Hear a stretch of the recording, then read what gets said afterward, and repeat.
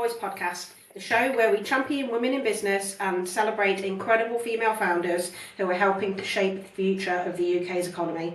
I'm Roxanne, and each episode we dive deep into the stories and struggles and successes of trailblazing women who are redefining entrepreneurship.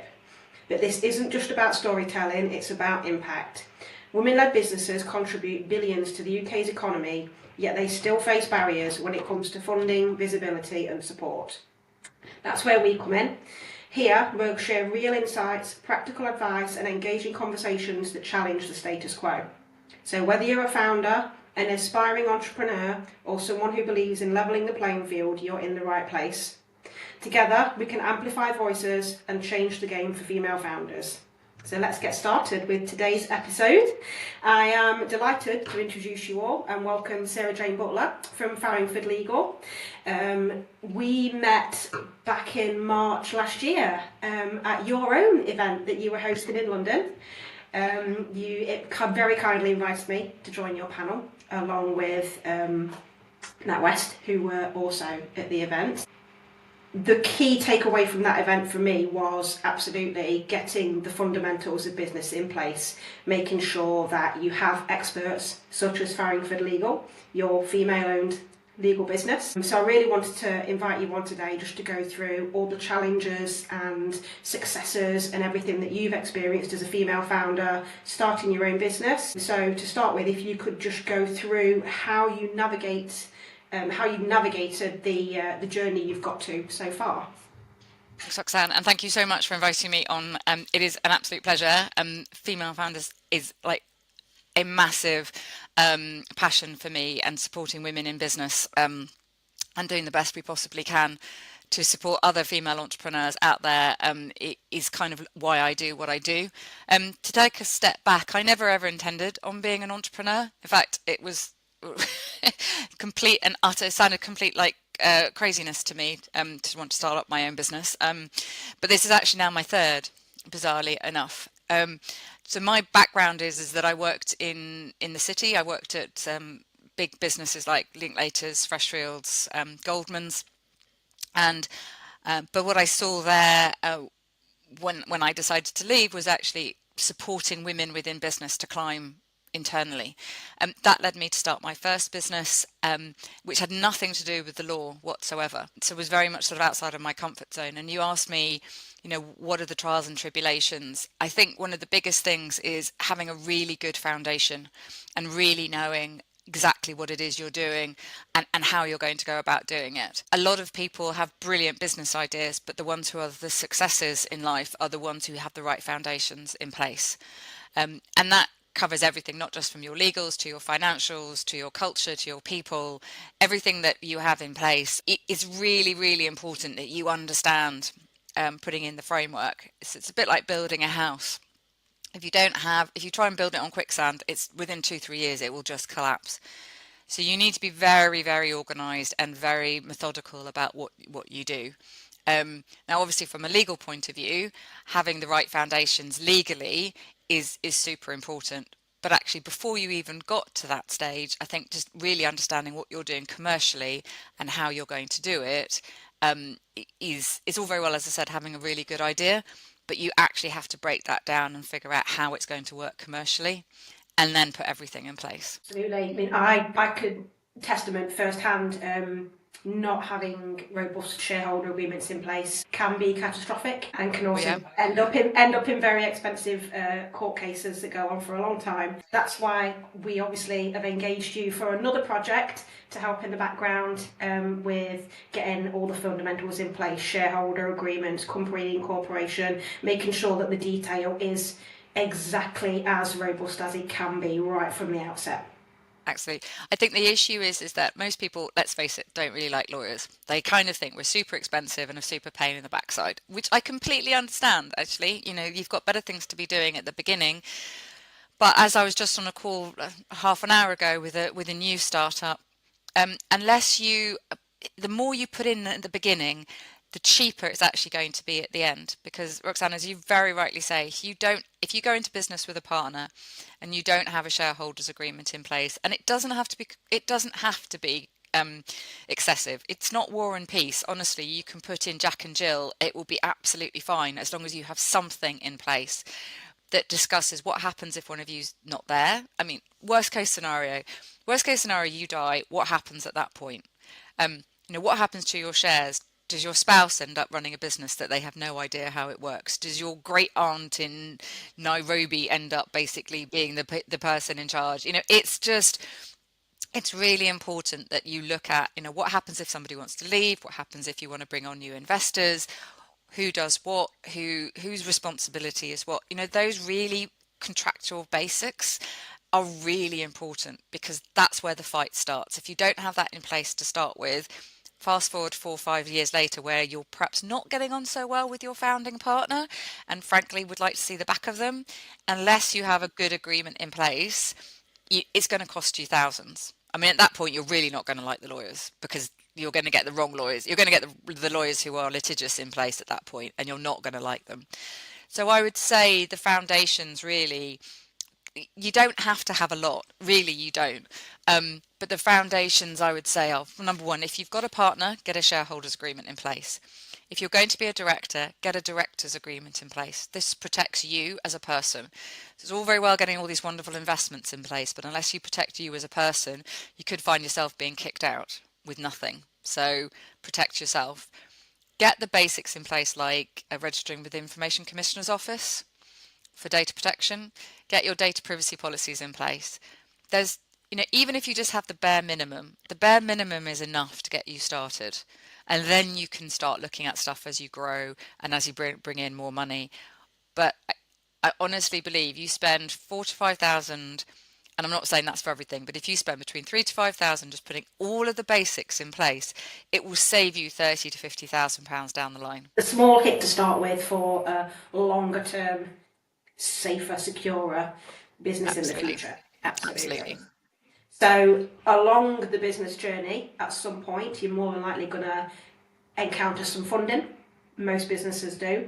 From a legal perspective, what can you do to help businesses on that funding journey?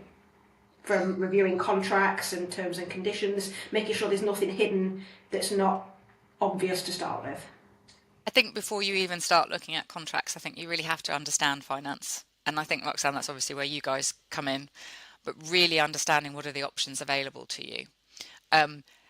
There is so much currently available that people have no idea. So people think, venture capitalists or angel investors or equity, and I have to give away equity, or I have to do this and that. Actually, I think really educating, the first thing I would always say, if you're looking for finance, really educate yourself on what is available, debt and equity. Understand what is debt and understand what is equity. Understand that you might get invoice financing, for example. Understand that you might get a loan from a bank. Harder than it sounds. Understand that you might get equity investment. But what does equity investment mean? What are you giving up for that? And are you giving up too much? Because one of the biggest things that we see is that startups give away over 25% of their business at the very, very beginning for a relatively small amount of money. And that's not, you shouldn't be doing that. You should really think about, if your business is worth something, don't give away a quarter of it straight away. Before you even start looking into financing, whether it's debt or equity, understand what it is. What are the options out there? Talk to Roxanne, for example. Key thing, clearly. Talk to Roxanne about what else is in place, because equity might not be right for you, just like debt might not be right for you. But just think about it. You might even just be okay with an overdraft. It really depends on what you need the financing for. Is it working capital? Is it acquisition finance, for example? Is it bringing in new talent? Because there's so many different ways of doing that. You don't have to pay people a salary straight off. A big salary straight off. You can do EMI schemes, for example. So before even come to us, we can advise, but before even looking at contracts, actually educate yourself on what the finance available is. Then when it does come to it, debt is normally fairly straightforward, especially if you're dealing with banks. They'll have their standard terms and conditions. that's pretty much what it is. I mean, Roxanne, you know as well, with invoice financing, they probably have also their standard terms and conditions. Debt is a lot more regulated than equity. Equity, it really depends what you're taking on board, who's doing what, are they advising, what else are they doing for their money, what else do they expect, are they a silent investor, are they a not so silent investor, is it a company, what do they want their pound of flesh, is that really worth it? So at that point in time, that's when we will look at the terms and conditions of any investment agreement. Subscription agreement, ASA, I mean, safe investments, honestly, they all come in all different forms of sizes, but ultimately what you're looking at is, does this work for you and does this work for the company? Exactly. I know every single day we have discussions with female founders who they know they need to borrow money, but they don't know how. They don't know what kind of structure. They don't necessarily want to give away any equity. They don't really want to give away any shares, but they know they need to borrow some money. So we always say, look, you need to make sure that you need to know how much you want to borrow and exactly how that borrowing is going to make you more money. There's no point borrowing just for the sake of it. Have a reason for the funding. Have it all planned out. Know your figures inside out and back to front. Know how that money is going to really have an impact for the business. Yeah. And I also would say, if something seems too good to be true, it is too good to be true. Don't take it. If they're asking you to give up personal guarantees, for example, don't put your own life at risk. Okay, no business is worth putting your own life at risk. Banks and other people will ask for personal guarantees. I would 100% say, don't do it. Just don't, because it's not worth losing your house over, or your bank accounts, or whatever. It's something that we often say, look, we know businesses mean an awful lot to people. We understand that. But first and foremost, you've got you and your family, and your stress and your mental health is worth 1,000 times more than any personal guarantee into a business. So I think there's a lot of people it's a bit bipolar, so excuse the kind of expression, but when you set up a business, there's you as the founder, but you are not the business. I know that might sound really obvious because you're the only person in the business, but you are not the business, especially if you've set up a limited company, which, by the way, I would always advise anybody setting up a business to set themselves up as a limited company, because it really limits your liability. The clue's in the name. It's a limited company. It limits your liability, so people can only really go after you, not after the business, not after you. But I would always say, set yourself up as a limited company, but the company is different to you, and different to you as a shareholder, and different to you as an employee. So you've got several different hats on, if that makes any sense, and each one of them has to be taken separately. Exactly. And again, on the personal guarantee point, that's a really key discussion that we have all the time. I have a lady that we're dealing with at the moment. She signed 5 PGs with all different loan companies, and another broker has stacked all these loans on top of each other. So she's massively exposed personally. She didn't know what she was signing. She didn't take any advice on getting the PGs checked. In some instances, she didn't even know there was a PG attached to the loan. So now we're having to look to consolidate all those to lift out from the super expensive short-term funding that she's got in place to a more sustainable funding line. To reduce the cost, because she's paying $4,500 a month just on servicing these tiny little loans that are so expensive. But she's also exposed the family home unknowingly with PGs that she didn't know. She didn't understand what they meant. So it happens all the time. It really does, and it's terrifying. Yeah, it is, absolutely. And I think the issue, I keep going back to it all the time, is education. It's really understanding what you're doing. It's kind of easy for me because I've been doing this for 20 plus, not going to say years. And it started in primary school. So. Obviously it started in primary school. Yes, I was in law school at 12, apparently. I would 100% say that it's very easy for me to kind of say, look, you need to do this, this and this. But equally, I wouldn't know about all of the sectors that all our businesses operate in. So anything from market research to manufacturing to branding to fitness apps to biotech there's a whole load of people. The businesses we work with are super interesting, and they're right from startup all the way through to 50 million plus turnover. But I wouldn't dream of telling them how to do their jobs or how to run their businesses. But equally, that's why we're here. We're here to kind of support people. Um, Everybody within the team has also worked in their own small business, so actually understands that whole, what do I do? Where can I get funding? How do I throw the printer out the window when I actually cannot stand it working anymore? Which is basically my daily thing because I hate my printer. Um, or maybe that's just me. I don't know. But I think it's just really important is that when you're setting up a business and you're even looking at finance, just to protect yourself, really understand what's out there.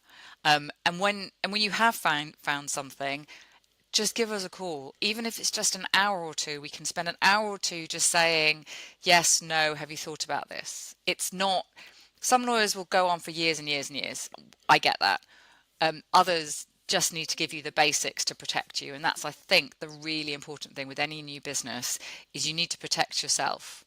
Because if it doesn't work, it doesn't work. That's just how things go. And you get up and you pick yourself up again. I don't think I've met a single entrepreneur who hasn't got at least one or two businesses under their belt and they've learnt from it and then they've moved on. Yeah, exactly. So if you were not looking at debt, if you were looking at taking on external angels and VC type funding, how can businesses protect themselves if the worst should happen from a legal perspective? So the good thing with equity is that if it goes, it's a risk. So anybody investing in any business, whether they're a VC or angel investor, knows that equity is a risk. It's the last thing that gets paid out at the end of the day. It's great when it's all going wonderfully and you get dividends and you get all this kind of stuff. But also, if the business goes down, shareholders know that they won't get anything. So the risk is that there's a risk for anybody investing in a business, especially in a startup. Um, I would say sort of start off with, make sure you have a shareholders agreement in place. So it's very clear on what basis the money is being invested. What are the rights attached to that investment? Does somebody as an investor have any control rights? Do they have any say in your business? Do they have any, so that's voting rights. What can they stop you from doing? How much of a say do they have in your business? Now that will depend firstly on the amount of shares that they have. So if they have more than 25%, that will by law stop you from doing certain things. If they have more than 50%, it will definitely stop you from doing pretty much anything, to be honest. Do they have rights to dividends? So if they have no control rights, no voting rights, do they have rights to dividends, for example? Or on what basis do they have the rights to a dividend? This is important because if you're the founder and you're paying yourself through dividends, you don't want to be paying the money out to your investor rather than paying it to yourself, for example. It's making sure that that within that shareholders agreement, if you decide to raise more money and raise further investment and issue further shares, so they're called preemption rights. So who gets first dibs on the new shares? Is it you? Is it your current investors? What happens for new investors? That sort of thing. Really understand on what basis somebody is investing that money into you and why. Why are they doing it? If they're doing it under SEIS or EIS, they will obviously have tax advantages for them doing so. Make sure that your business is set up properly for SEIS, EIS, and that you've got advanced assurance from HMRC.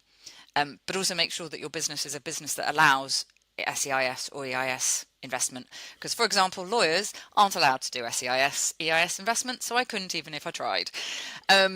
So you need to kind of look into those sort of rules and regulations as to how, and if you are doing SEIS, EIS, make sure you get the tax structuring in place first. It's not complicated. We can do it, for example, but make sure you get that in place first, and fully have a very transparent and honest conversation about how you're taking in money.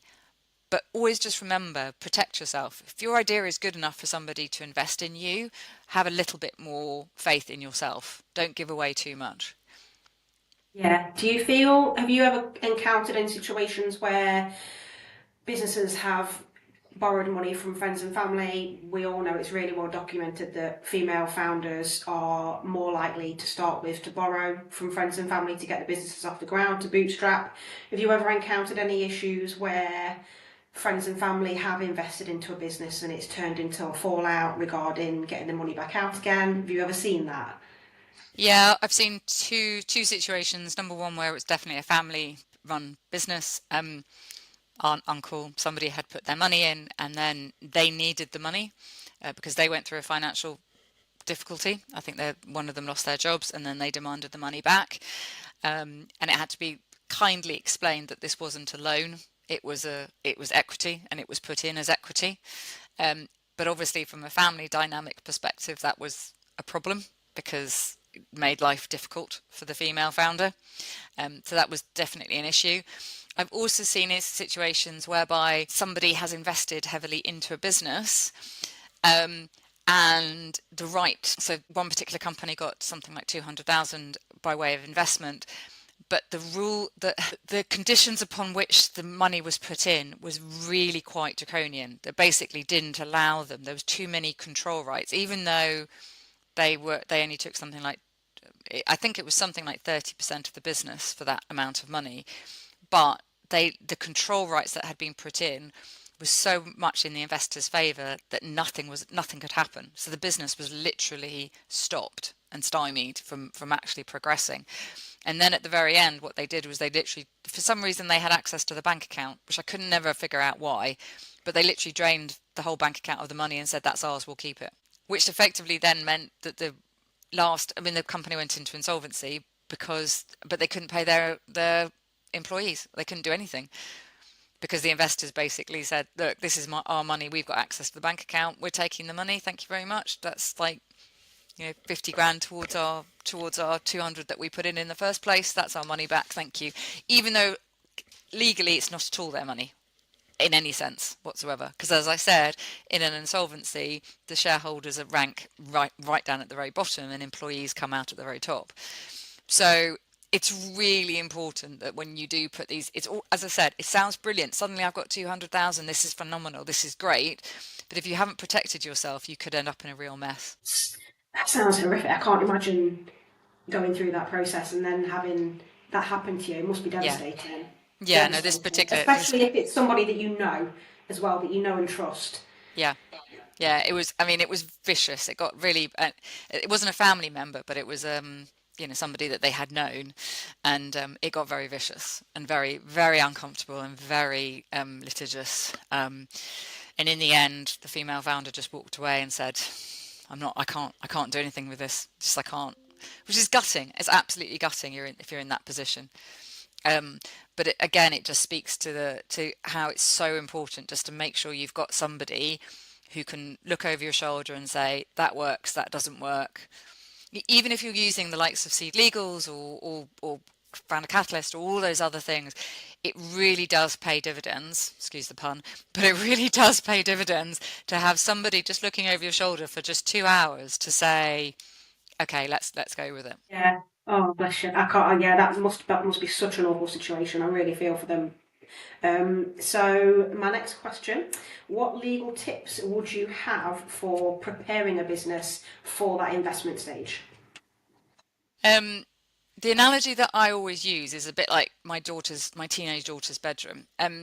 If everything you're running in the business is an absolute mess, then nobody's going to want to be interested in it. So we have, and I'm very happy to share it with you, Roxanne. We have an investment due diligence checklist, which you can happily send out to all your followers. But effectively, I would say get your house in order. So make sure you've got your shareholders agreement in place. Make sure it validly sets out your position and protects you and your founding partners. Number one. Number two, make sure your cap table is clean and set up and it makes sense from an accounting perspective, so it all works. Make sure you can actually even issue the shares that you want to issue. So if you're going to issue shares but they're not going to have control rights, make sure you create a new class of shares, for example. Make sure that you have all your supplier agreements and any terms and conditions of business up to date and sorted. because any investor is going to want to see that there is money coming in, that there's a pipeline in the future.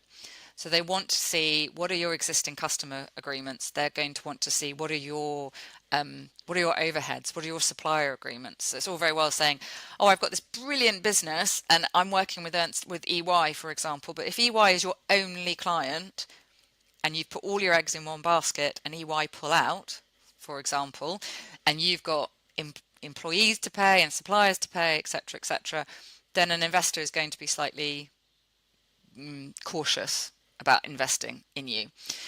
Equally, if you don't have agreements in place, they're going to want to know, well, how do you enforce anything, for example? So definitely literally pigeonhole all of the things that you've got to do. What I see most crucially now with most businesses is the ideas, so the intellectual property, the ideas that you have created and all the phenomenal things, whether that's in tech or branding or whatever, all the brilliant ideas that you have, make sure that they are assigned to the business. Because at the moment, they probably all exist with you. And if you don't have an agreement in place, they don't belong to the business. Therefore, the business doesn't own that intellectual property, which is a really key asset that any investor is going to want to see belonging to the business, if that makes sense. Yeah, absolutely. Yeah. So I would say there's sort of 3 or 4 different things. Just make sure that your house is very in order, that you're very organized, that you've created a data room. And by the way, this is the same as to whether it's, I mean, perhaps not friends and family because they're probably not going to be so interested in it, but for any angel investor upwards through your VCs, your Series A, your Series B, whatever you're doing, any investor who's worth their while is going to want to look at all of those things and know that there's a valid business in place. All part of getting your house in order. Yeah, exactly. Yeah, Yeah, exactly. You just got to think about it. Do you want basically, is it like a teenager's bedroom where everything's on the floor and you can't find anything? Or is it like my mother-in-law's house where everything is spotless and you know exactly where everything is? It's that kind of situation. A big fan of labels. I label and organise, colour code, everything. Everything. I'm the same. Honestly, I'm a nightmare in the office. Everything's colour coded, categorised, and labels. I couldn't live without my dino. I think even my wardrobe's color coded. Everything is color coded. I mean, literally, I have folders for everything. Drives my team mad. But yes, exactly the same. Yeah, exactly the same. Brilliant. Recently, you were invited to number 10. So you're part of the Goldman Sachs 10K Small Businesses. Could you tell everybody listening about how that felt getting invited to number 10? Now, when I went in the autumn, I was absolutely terrified. Massive imposter syndrome. I was like, oh my God, what am I doing here? This can't be happening. How did you feel when you got outside that big black shiny door? I think when I first got the invite and somebody said, oh, you know, just they phoned up and they said, would you like to go? And I very calmly went, well, yes, of course. Very, very calm. This happens to me all the time. I always get invited. This, obviously. I think I closed down the Zoom call, walked out of my office and just went, yes, yes, yes, yes, yes, yes. Literally. I think I was just like, oh my God. And I think I phoned my mum up and went, guess what? Yes, I was like, oh my God, I can't believe this is actually happening to me. Situation. Actually on the day itself, lining up, I actually felt very calm. It was like, oh, I've done this 1,000 times. It's fine. It was slightly surreal in that you kind of walk up and we were so to explain to everybody listening, we were on a part of Access supporting small businesses and a growth journey, which the Goldman Sachs 10,000 Small Business were basically headlining and working with the Small Business Minister, Gareth Thomas, and his department and the civil service into what steps could be taken to really improve life and business for small businesses in the UK. My particular area was access to finance, as you can imagine. And so that's why we were invited to share our ideas and really sort of talk over what are the possibilities and what could be done about it. So the government this April are looking to issue their small business strategy and really looking as to how we can really push growth within what is essentially the backbone of the UK economy, because there are 98.5% of businesses in the UK are classified as SMEs.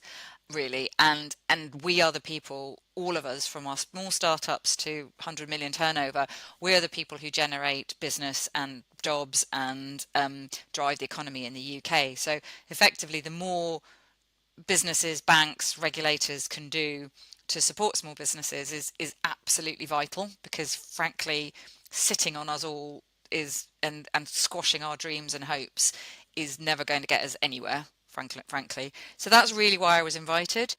There was definitely a moment where I was taking a photo of myself going, this is a little bit bizarre. Because in a way I was very calm, but at the same time I was a bit like, especially walking through the door, because everyone always asks you what's inside, and the only thing that I could actually tell anybody is, don't believe Hugh Grant in Love Actually, because the staircase is not that wide. It's the only thing I can't say anything about what happened inside, because the only thing I could possibly say is there is no way he went down that stairs, because it's way too small, it's way too narrow Yeah, to it do is. the Hugh Grant dance down the stairs.